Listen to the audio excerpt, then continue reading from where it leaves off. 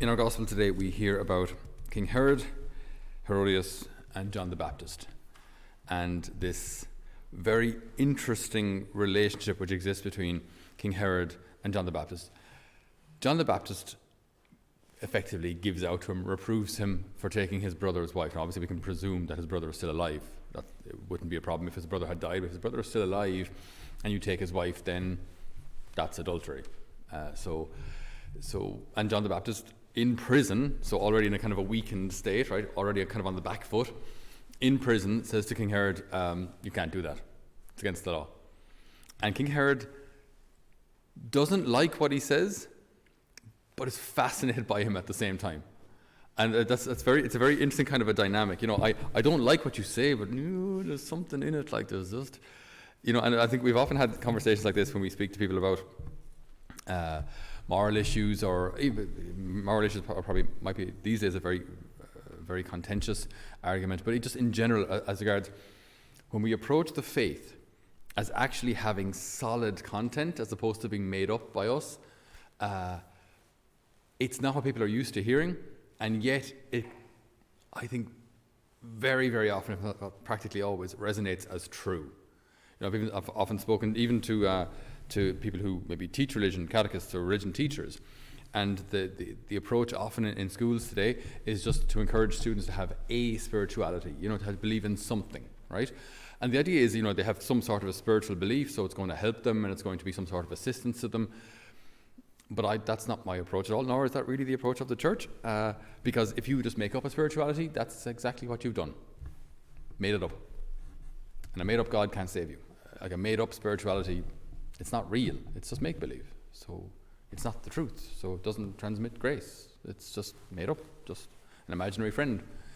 So when we talk about how God has revealed himself and has a very, very concrete identity, and has a very, very concrete plan for our lives, and has a very, very concrete means to get us back into union with him, often catechists, maybe even teachers, listen to me and go, I don't like it,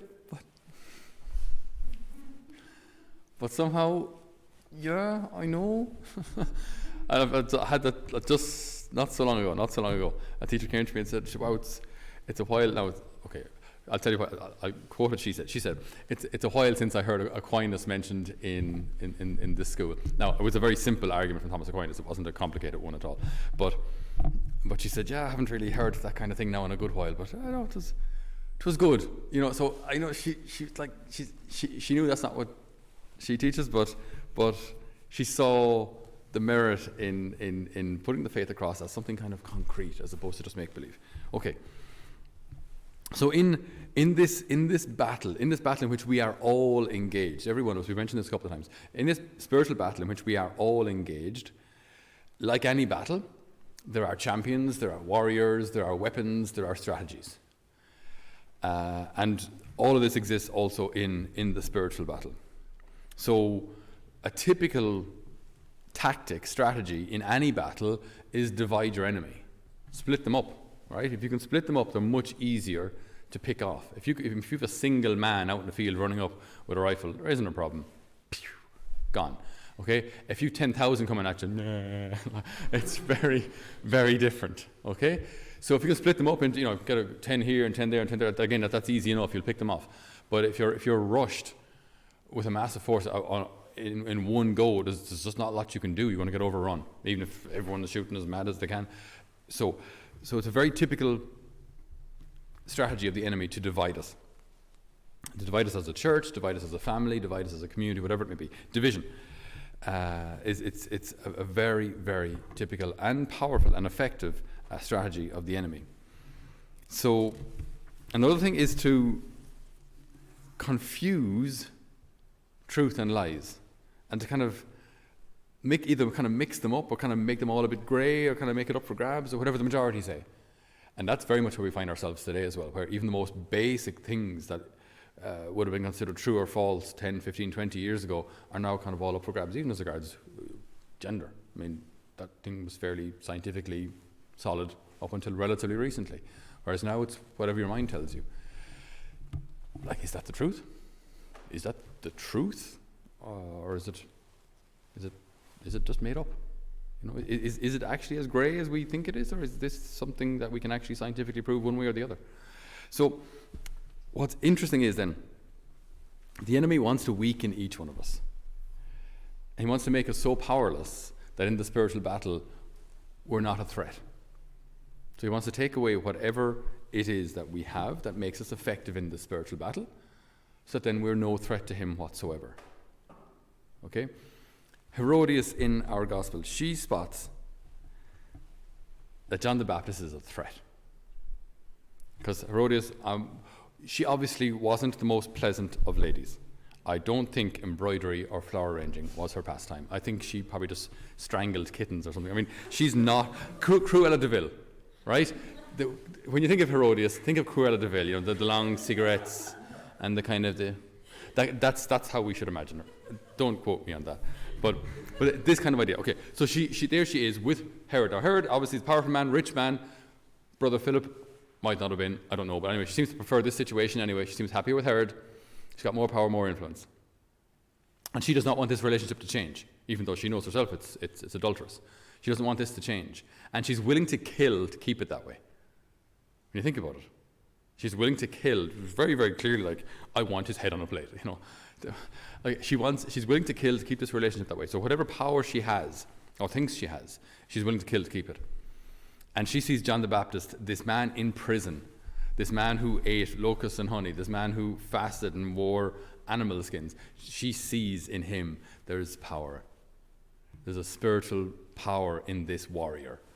He has nothing externally, but spiritually there's something powerful about him. There's something that I actually even can't silence him. In a way, he's more powerful than I am right now. He seems to have a greater influence over her than I do. He must die. So when she spots him as a threat, he must die. Take him out of the battle. And it's such a sinister plan. I mean, when her daughter then dances for King Herod in the court, I mean, kind of ridiculous of King Herod to say in the first place, I'll give you half my kingdom. I'll give you anything you want, even half my kingdom if you ask for it. I mean, you could have said, I'll get you a new chariot. A new chariot with 2 horses or something. But no, I'll give you half my kingdom. It's a fairly stupid thing to promise. And then she goes to her mom and says, Mommy, what should I ask for? Mommy, what should I ask for? And then, like, think of Herodias as just like that sinister grin. Ask for John the Baptist's head on a plate. Now, the strange thing is then the girl says, okay. As opposed to saying, Mom, that's gross. That's, whoa, no. Can I have a bath of Nutella? Or a holiday in Egypt. Or a man's head. What good is that to me? What am I going to do with it, like? So, but she does, so obviously not the most noble of daughters either. Asks for it and gets John the Baptist's head and brings it back to her mummy and just presents it. There it is. Imagine it, like a decapitated head. Like, it's not exactly pleasant. Most girls would be grossed out by that kind of thing. But no, hands it back to her mom as if it's no problem at all. So there is something really sinister in all of this. And this is the way, again, very typical in the spiritual battle. John the Baptist prepares the way for the Lord by his preaching, by his teaching, and by his death. The Lord prepares the way for us for heaven by his preaching, by his teaching, by scripture, and by his death. So it's so divine that these strategies of the enemy end up serving God. When he thinks he has won, when he thinks he has killed us, when he thinks he has removed us from the battle like that by ending our lives, we've served God anyway. So what we do have to be aware of is that he doesn't remove us from the battle by making us powerless, in the sense that he shouldn't remove us from the battle by stopping us from praying. He shouldn't remove us from the battle by discouragement. He shouldn't remove us from the battle by just materialism and temptations that link us just too much to this earth. Temptations that have us set our sights on things that pass. He shouldn't remove us from the battle so easily by those kind of things. If he removes us from the battle by illness or even by even by death, those things can serve God. So he hasn't won. But if he removes us from the battle by drawing us from virtue to vice, then maybe he has won. So this is the battle. The battle isn't what it seems on the outside. So that way someone who's hospitalized and bedridden and offering up every single day, every single minute of their suffering, externally the enemy thinks he's won. Look how weak that person is. Internally, or in reality, in a spiritual reality, they could be holding off who knows how many demonic forces from a town, a country, or a city because of their unity with the Lord. So it's not what it seems on the outside. Even power. Look at who was really powerful in this gospel story today. Who actually had the power? John. John gave his life for love of the Lord and prepared the way for him, and is now a martyr in heaven. So who won? Herodias. Everyone hears Herodias' name these days and almost spits. So who won? So we set our hearts on the higher things that come from our Maker in heaven.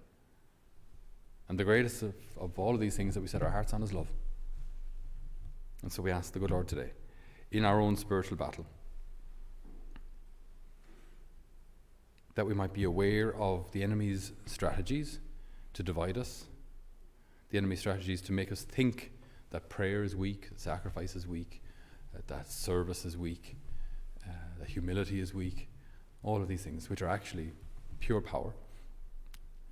We ask him to open our eyes to recognize the gifts, the weapons available to us in the spiritual battle, and that we might fight bravely alongside him. Amen.